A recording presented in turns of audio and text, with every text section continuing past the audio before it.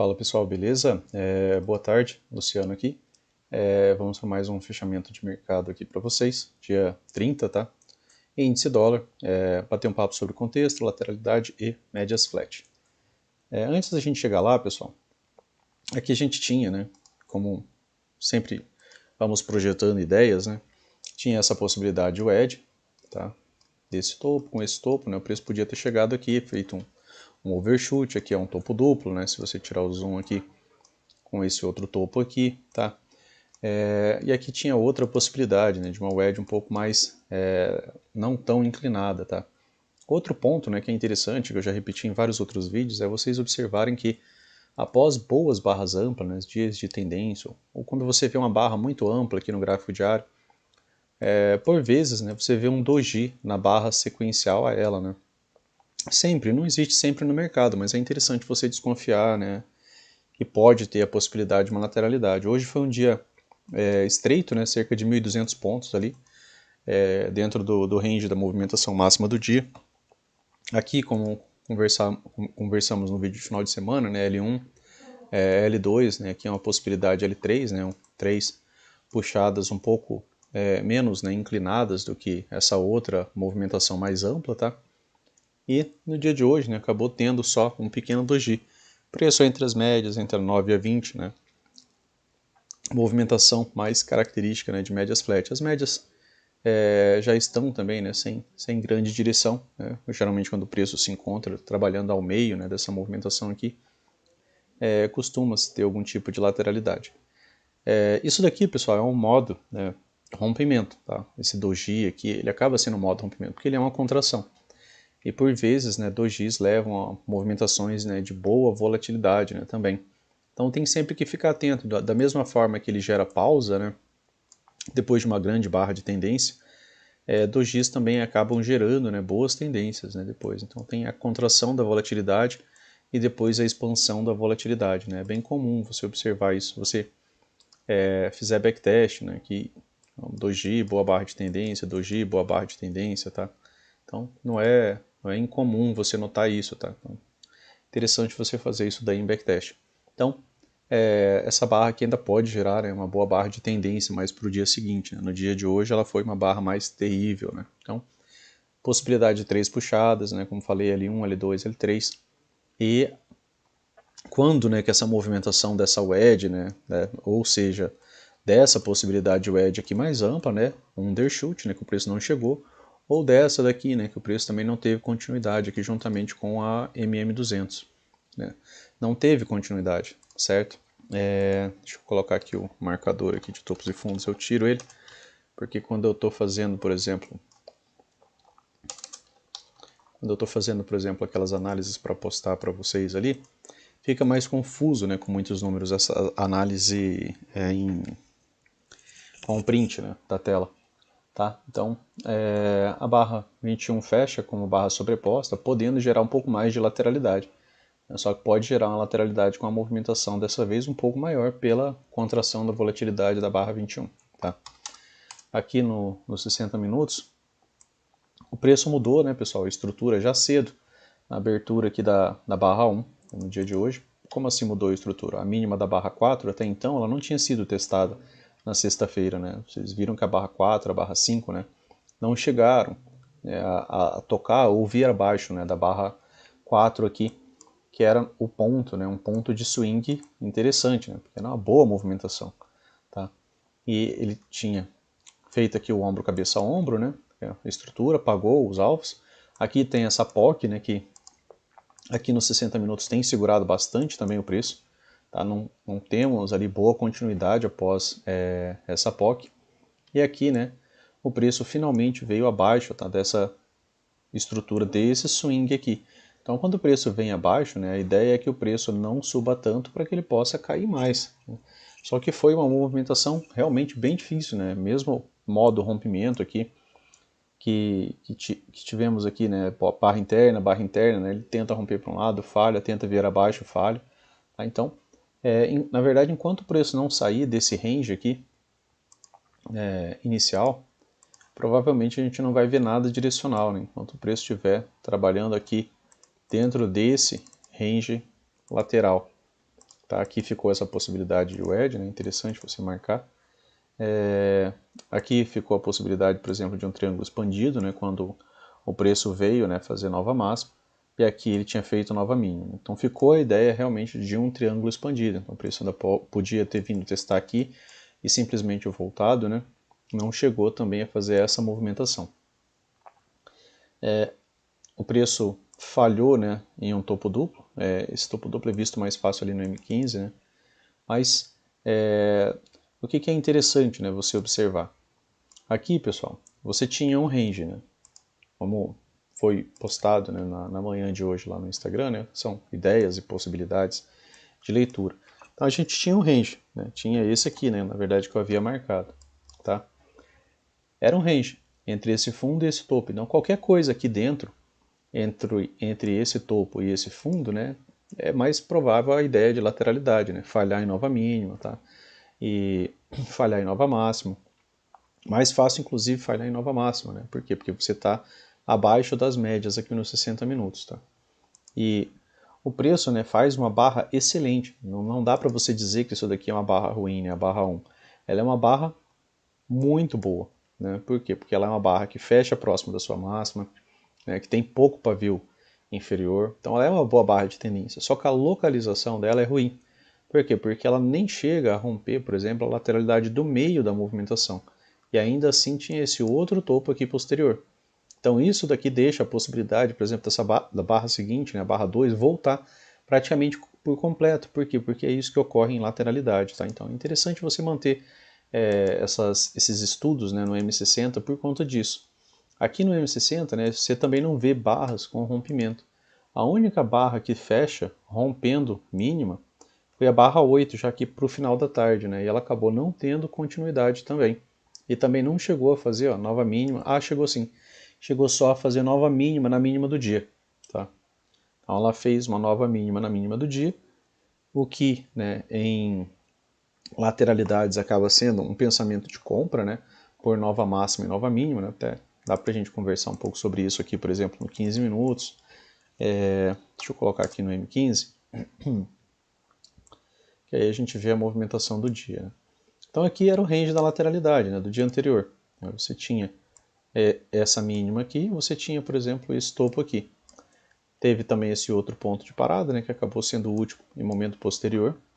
E aí você tem a barra 1, uma boa barra, né, de compra. Né? Por quê? Porque ela tenta reverter esse movimento e ela falha. Né? Ela falhou em gerar essa movimentação. E muitos movimentos que falham, né, ao tentar gerar um movimento, eles dão uma boa continuidade na direção contrária. Né? Por quê? Porque era um movimento, por exemplo, de falha esperado. Se você entrou, né, vendido aqui, acreditando que essa movimentação ia ter continuidade, por quê? Porque isso daqui já vem de uma estrutura de baixa, né, e já acabou cumprindo também com uma nova estrutura já na abertura do dia. Quando essa movimentação começa a dar errado, ela estopa muita gente que entrou vendido aqui embaixo. Então, ela acaba sendo uma movimentação que gera uma boa movimentação contrária. E aí, pessoal, dentro da movimentação do dia, pontos que são interessantes, né, você ter no seu gráfico. Isso aqui é a VWAP do dia anterior, tá? Essa marcação aqui, tá? É a VWAP de sexta-feira, né? No caso, o dia anterior, né? De mercado. Se eu colocar aqui o outro, que tem a VWAP, né? Você vê que a gente tem aqui uma marcação que fica para nós ali, né? A VWAP do dia anterior, tá? Por quê? Porque muitas vezes, você vai observar, né, que em lateralidades essas regiões acabam segurando bastante o preço. Então, quanto mais fatores, né, eu tenho, por exemplo, para acreditar que o preço vai segurar nessa movimentação, mais interessante isso daqui se torna, né, porque não é um fator só. O que eu tinha aqui, né, por exemplo, para parar o preço nessa movimentação? Eu tinha a média móvel de 50 no 15 minutos, tá? Eu tinha esse topo duplo, certo? Eu tinha, né, a região da VWAP do dia anterior, eu tinha MM200, né? Se eu traçar FIBO aqui, né, nessa perna de baixo aqui, eu estou na região do 38.2, né? Então eu não corrigi tanto, né, não consegui subir tanto, então poderia, né, ter o desenvolvimento de alguma movimentação de baixa. Né? E aí aqui no 15 minutos você também consegue observar o que, pessoal? Muita lateralidade. Quando que você consegue observar a lateralidade, Luciano? Quando você observa barras sobrepostas. Né? quando fechamentos de barras, né, começam a ficar dentro das máximas e mínimas das barras anteriores. Aqui tinha outra POC, ó, segurou o preço também aqui no 15 minutos. Né, você não vê fechamentos e continuidade acima dela. Em lateralidade isso daqui funciona, né, fantasticamente. Aqui outra POC, ó, o preço tenta romper essa região, não tem continuidade, foi romper ele só no final da tarde, tá? E acabou depois ainda voltando para dentro de uma movimentação, né, mais altista. No 15 minutos, pessoal, você não vê uma boa frequência de barras. Eu digo assim, 3 boas barras de alta, né? Durante quase todo o dia, né, você viu 2 aqui, uma interrupção, mais 2, né? E já interrupção, 2 e interrupção. Então não teve tendência, né? Não teve leitura de pressão, não teve boa continuidade, né, de quase nada. Aqui no final da tarde aqui teve 3 barras, ficou ainda com muito pavio aqui, andou mais um pouco, depois reverteu. Aqui no 15 minutos, pessoal, a gente até tem agora a possibilidade de ter um microcanal. Esse microcanal ele é interessante para amanhã, por quê? Porque as mínimas das barras não vêm abaixo das mínimas das barras anteriores, né? Então eu tenho aqui a possibilidade de um microcanal. Se ele abrir com gap de baixo, provavelmente ele ainda dá uma compra para pegar pelo menos um scalp aqui, para talvez ter um topo duplo ou até mesmo um topo duplo mais alto. Por quê? Porque agora, né, você tem leitura de pressão. Era isso aqui que a gente queria ter visto, por exemplo, no começo do dia, né, para acreditar, né, que vai ter algum tipo de continuidade. Por quê? Porque microcanal por vezes migra para canal estreito, tá? Nem nos 5 minutos, pessoal, você também não viu essa possibilidade de leitura de pressão, exceto aqui para o final da tarde e exceto aqui nessas 3 barras. Se vocês observarem, né, durante todo o dia, dá um pouco de zoom aqui no começo da manhã, né, eu tenho 2 barras, né, a barra 4, ela acaba gerando, né, uma pausa. Depois eu tenho mais 2 barras, uma pausa. Aqui eu tenho 4 boas barras, né, mas aí já praticamente chegou, né, na possibilidade de alvo daquilo que você podia estar pensando como a máxima do dia. Era um topo duplo, era a região da VWAP do dia anterior, né? E se você olhasse lá nos 60 minutos, como a gente acabou de observar, a gente não estava numa tendência de alta lá, não estava fácil do preço subir, estava mais fácil o preço descer. E por vezes, né, dentro de dias laterais, né, dentro das 2 primeiras horas, você vai ver a máxima mínima do dia. E aqui, né, acabou sendo sim, né, a máxima do dia. Aí apresenta 2 boas barras de baixa. O que acontece depois? Interrupção. 1 doji, né, doji, barra de baixa. 2 barras de alta, interrupção. Né, 2 barras, interrupção. 2 barras, interrupção. 2 barras, né, aqui de novo, 1, 2 e interrupção. Então, durante todo o dia, né, 2 boas barras, interrupção. Não teve uma diferenciação de pressão de compradores e vendedores. Isso aqui é o que o Brooks chama de mercado equilibrado. Né? E por vezes, né, se você já está um pouco mais estudado em lateralidades, você sabe que dentro de lateralidades maiores, né, costuma ter lateralidades menores. Tá? E ainda assim, essa lateralidade foi bem complicada de ser trabalhada, que, por exemplo, assim, era mais interessante você estar atuando na ponta vendedora. Você viu uma forte movimentação de alta e você viu uma forte movimentação de baixa. Por que era mais interessante você trabalhar na ponta vendedora? Porque lá nos 60 minutos, ó, se a gente vem aqui no M60, você está trabalhando abaixo das médias. Então aqui nesse cenário, né, as médias estão vermelhas, né, já tem uma estrutura de baixa, é mais fácil o preço descer do que ele subir. Você só não pode estar vendendo, né, exatamente numa nova mínima. Né? Que aí você tem que estar crendo, né, só no rompimento. Mas como que você poderia trabalhar isso daqui, né, com ordem limitada? O preço necessariamente precisaria, por exemplo, renovar a máxima. Ele falhou. Né? Você deixa uma ordem de venda, né, aqui. Beleza, ele desceu, né, voltou a subir. Você vai deixar uma ordem de venda acima dessa máxima, né, acreditando na falha, médias estão flats. Tá? Lá nos 60 minutos você está ainda numa estrutura de baixa, você está abaixo das médias. Né? Só que nem isso, né, ele conseguia virar. Por quê? Porque ele acabava, né, não fazendo nova máxima para falhar. Né? Ele acabava fazendo topos mais baixos. E isso daqui complicou até mesmo a possibilidade, né, de onde vender, porque por ordem limite, né, o ideal é que você venda falha de nova máxima, né, em lateralidade. Tá? Muitas barras sobrepostas. Né? Outro ponto, né, era você pensar em comprar, né, em cima, né, da região de POC. Tá? Ou pelo menos retorno a partir dessa região de POC, mas ainda assim você tem que entrar baixo. Você tem que entrar, por exemplo, em H1. Né? Você não vai ter muita chance, né, para uma lateralidade desse tipo para você estar realizando a entrada. Tá? Mais uma coisa que você podia fazer, né, que é observar o EDS, né, que aí é você simplesmente ligar linhas, né, tá? Aí você tem uma, né, duas, corrige, 3 puxadas aqui nessa movimentação, aí gera um repique. Esse repique, quando ele falha, né, de renovar essa máxima, muito provavelmente ele volta, né, para renovar mínima, né? Por quê? Porque a estrutura de alta não conseguiu ser mantida. Para virar a estrutura de alta, ele precisa renovar a máxima anterior, né? Senão não há estrutura de alta. E aí aqui TTR, né, não tem realmente muita coisa o que fazer, foi um dia realmente muita pouca coisa para se fazer. E aí ele veio demonstrar um pouco de pressão só aqui ao final do dia, né? Você consegue observar aqui uma sequência, tá, de barras de tendência de baixa.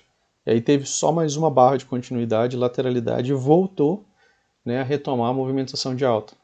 E aí lá no final da tarde, como eu falei, né, aquilo que a gente queria ter visto. Aqui só teve essa, tá, pessoal?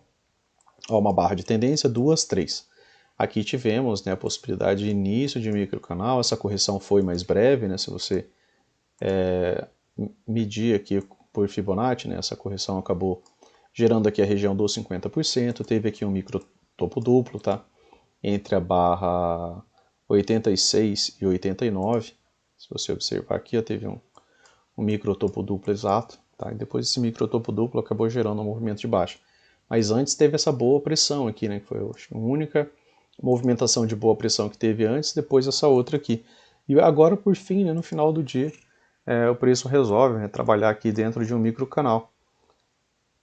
E para amanhã, né, após, né, micro canal, mesmo que abra às vezes com a movimentação de baixa, a gente ainda espera algum tipo de repique de alta, nem que seja para fechar o gap, tá? Por quê? Porque isso daqui é pressão compradora. Então ele finalizou o dia, né, com pressão compradora. Agora que a gente pôde ver e analisar algum tipo de pressão, beleza? Então vamos conversar aqui sobre o dólar, tá? Deixa eu só inserir aqui o contador de candles, tá? Se você não se convenceu, né, que o uso da VWAP do dia anterior, né, a VWAP de sexta-feira, se eu colocar aqui, ó, aqui fechou a VWAP de sexta, né, aqui a gente tem um marcador automático. Se você não tem esse marcador automático, você pode fazer isso daqui de maneira manual. Tá? São peças para quem adquire o Trade System. A reversão aqui foi uma wedge, né, em cima da VWAP do dia anterior, aqui abaixo tinha uma POC também. Tá? Então eu vou colocar aqui que tem um pouco menos de linhas, né, a gente conversa um pouco melhor. Aqui ó, eu tenho puxadas, certo? Eu tenho uma puxada de baixa, voltou a subir, voltou a cair, né? Então aqui eu tenho uma possibilidade, ó, de ligar essas puxadas, certo? Assim ó, fica um pouco mais íngreme, né? E o preço não atingiu, tá? E ainda assim eu tinha essa possibilidade aqui, ó. Tá? Então tinha várias maneiras, né, de tentar chegar a essa wedge. O Brooks muito provavelmente puxaria ela assim, né? Porque essa aqui ficaria pouca coisa overshoot, né? Que fala que é como os robôs têm, né, essa possibilidade de trabalhar essas linhas de canal aqui, né, para ajustar, né, de acordo com uma quantidade pequena, né, de ajuste, não um ajuste muito amplo.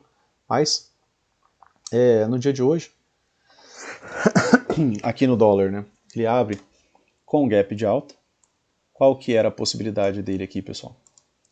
Aqui a gente também tinha essa possibilidade de wedge, tá? Uma possibilidade de wedge até bem interessante. Por que bem interessante? Porque se ele rompe, né, sempre que a gente pensa em wedge, você tem que pensar que ela tem, né, os seus 25% de possibilidade de dar certo. Se ele tem rompimento e tem gap, provavelmente a gente ia ter duas boas pernas de alta. E aquela H1 lá do diário, que eu já pulei, né? Acabei começando falando de 5 minutos. Então vamos conversar aqui do gráfico diário. Aqui no gráfico diário, né, tem a perspectiva e espaço para que haja, né, uma movimentação de alta. De onde vem, né, essa ideia? Aqui você tem, ó, uma H1, certo? Eu tenho um fundo, o preço volta a subir, quando eu tenho a superação dessa máxima, eu tenho a possibilidade de H1. Aqui, quando ele veio com a barra 13, né, abaixo da mínima da barra 12, eu tenho, né, uma nova tentativa dos vendidos de empurrar o preço para baixo. Essa movimentação falha. Quando ela vem acima da máxima da barra 12, eu tenho agora aqui uma H2. e aí o preço vai, desenvolve, né, e aí depois ele vem fazendo uma movimentação de baixa. Onde que eu tive a primeira superação de máxima? Aqui. Então aqui nesse ponto agora a gente tem uma H3. H3 é uma wedge, e wedges, né, muitas vezes dão pelo menos algum tipo de repique de alta, né, uma TBTL, uma correção de duas pernas. E quando que fica interessante realmente essa wedge? Quando ela vier acima dessa máxima. Se ela vier acima dessa máxima, aí a gente vai esperar uma perna 2. Tá? Antes disso, pode ser só uma correção lateral, mas ainda assim uma correção ascendente. Né? Se espera de uma wedge, né, uma movimentação ascendente. E como falamos, né, no fechamento do semanal, isso aqui é uma região de defesa, por quê? Porque se tiver o rompimento disso daqui, a gente vai ter duas pernas de baixa. E aí o preço fica abaixo de 4,80, mais ou menos ali a questão dos alvos, né? Porque aí você vai trabalhar o movimento medido deste pivô aqui e deste outro, tá? Então, aqui no M60 do dólar, né? Você também tinha essa outra possibilidade aqui de wedge, né? Que foi posterior, tá? Que aí você vai ligar essa máxima, né? Essa correção, com essa máxima, essa correção e este topo. Então, ainda era uma possibilidade de wedge.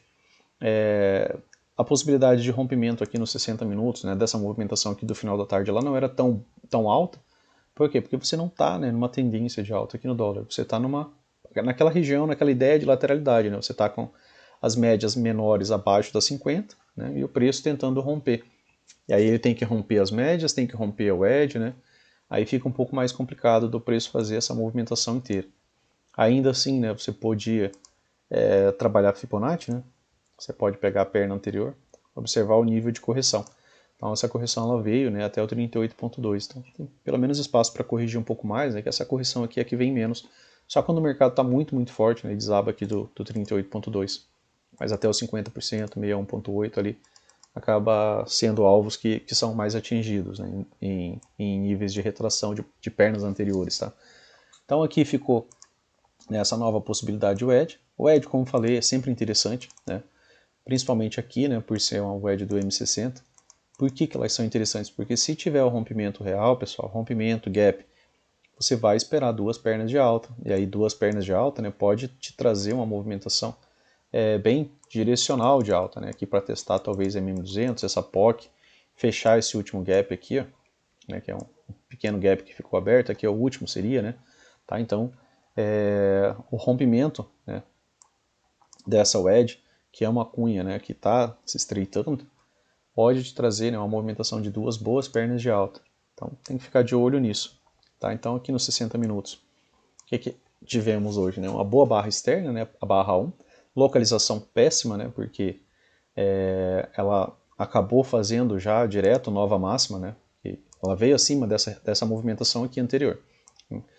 E isso daqui muda a estrutura do dia. Se ela é uma barra externa que está abaixo, né, que não chega a fazer isso aqui, ó, não chega a mudar essa estrutura desse topo, se ela vem só até aqui, por exemplo, né, e faz, por exemplo, um topo duplo, seria uma ideia para venda muito melhor, né, que aí o preço poderia, né, inclusive, vir bem mais baixo.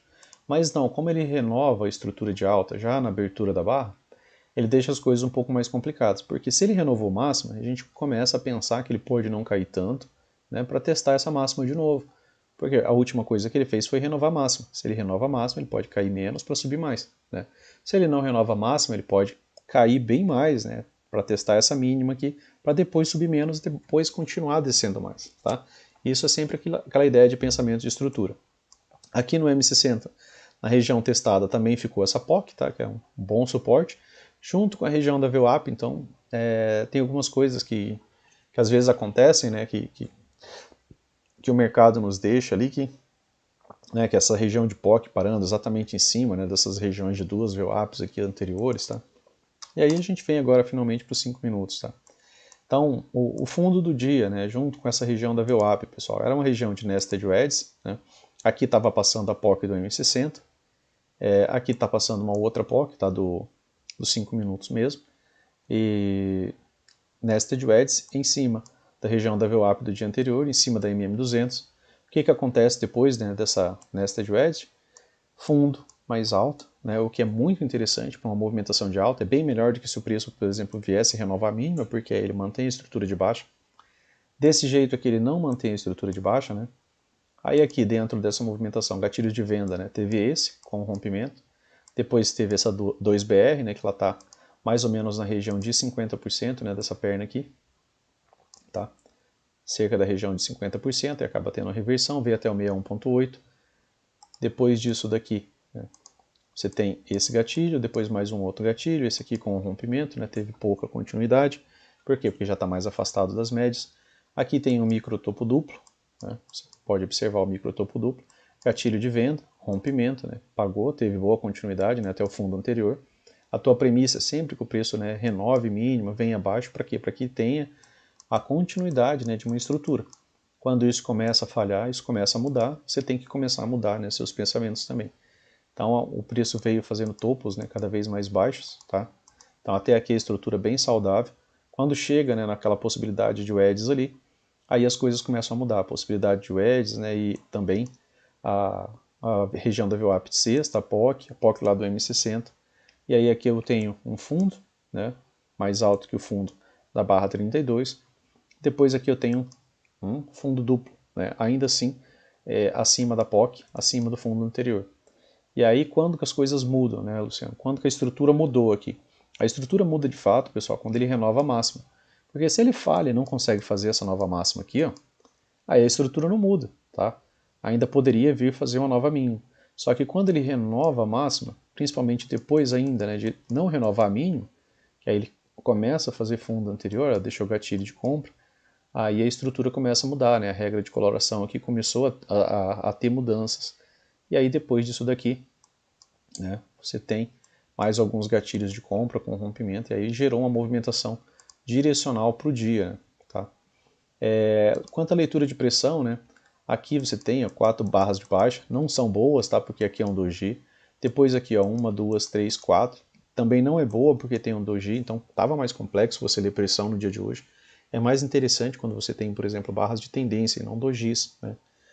E aqui depois, né, você veio ter 1, 2, 3, 4 barras, né, de tendência, mas a quarta acabou sendo um doji, né, tem muito mais pavio do que corpo. Acaba sendo uma pausa, depois ele retoma, tem continuidade. Quando tem, pessoal, rompimento de regiões, né, aqui tinha uma wedge, renovou uma máxima e ficou a ideia, né, de que a gente poderia ter uma segunda perna. Você pode, né, trabalhar a Fibonacci dessa maneira. Primeiro alvo, segundo alvo e terceiro alvo, tá? Então você teve aqui também a projeção do terceiro alvo, certo?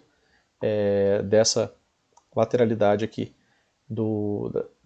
da região da wedge, tá? Então você pode projetar essa lateralidade dessa maneira, ou você pode trabalhar a projeção do último pivô rompido, né, que foi essa movimentação aqui, que daria também terceiro alvo. Então tinha ali ainda uma confluência de terceiros alvos nessa movimentação.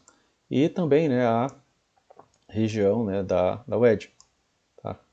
Essa região aqui, como vocês podem ver, né, tem uma puxada, uma segunda puxada, e aqui é uma terceira puxada. Estava afastado das médias, né, por contexto, né, até dava para posicionar uma venda aqui nessa região, pensando no que? No retorno às médias. Sempre que você faz um trade por contexto, né, você pensa no máximo no retorno às médias. É um trade de scalp. Quando que muda alguma coisa aqui, pessoal? Olha aqui, ó, 1, 2, 3, 4 boas barras. No nosso mercado, quando a gente vê essa ideia de 4 boas barras direcionais, isso gera a possibilidade de leitura de pressão. O Brooks ele fala de 3 a 4 barras. No nosso mercado funciona um pouco melhor a ideia de 4 barras, tá? E aí depois, né, você tem aqui um gatilho de venda, né, mesmo, se você vendesse aqui, depois de já ter visto, né, um micro canal de baixo, até 3 barras, né, eu falo para vocês que mantém a ideia de canal estreito, então isso aqui é um gatilho de canal estreito, ainda assim, né, chegou a pagar ali 8 pontos, pouca coisa, né, depois só tivemos, né, lateralidade. Beleza, pessoal? Então, para o dia de hoje foi isso. Do dólar aqui, né, aqui nos 5 minutos, a gente não tem leitura de pressão. O preço está com médias flat, então ele tem ali a possibilidade tanto de descer quanto de subir, né? Por quê? Porque ele está com médias flat. Só que de movimentos que provavelmente, né, não se prolonguem demais, né? Sem fazer pullback para poder se ajustar, tá? Então, pensando aqui nos 5 minutos, eu tenho essas puxadas aqui, ó, que são duas até então. Tá? Tenho uma, né? Tenho duas puxadas até esse topo. Também posso duplicar essa linha aqui e montar uma possibilidade aqui de canal, tá? Que é um canal que não tem uma amplitude, uma angulação, né, muito relevante, acaba sendo um canal, né, que dá a ideia mais de um canal amplo, né, que se parece muito com uma lateralidade. Outra forma, né, é puxar desse topo para esse outro topo aqui. Mas aí a gente precisa ver, né, onde o preço vai abrir. O ponto principal para a gente é que, né, ele consiga, por exemplo, sair com um gap, tá, dessas 3 puxadas. Porque aí, como eu falei, né, aí tem a possibilidade de você trabalhar, né, 2 pernas de alta. Beleza, pessoal? Se ele vier para uma movimentação de baixa, né, como você pode ver aqui, ó, as médias estão ganhando um certo alinhamento. Então, a gente prepara, né, um pouco mais o espírito para a lateralidade. Aí o preço pode vir de novo, né, falhar aqui nessas regiões, tá? Tem esse gap aqui, ficou essa outra POC aqui ao meio do caminho, tá? Então, se ele vier testar essas regiões aqui, a gente pode enfrentar mais lateralidade. Lembrando, né, que a barra do diário é uma barra, né, que é uma barra de lateralidade em si, né? Ela é um doji. Só que temos a possibilidade de um H3, né? Então, se romper, não fica duvidando tanto, né, de uma movimentação de alta, porque aqui nos 60 minutos, né, você vê que você tem um bom caminho livre, né? Tá?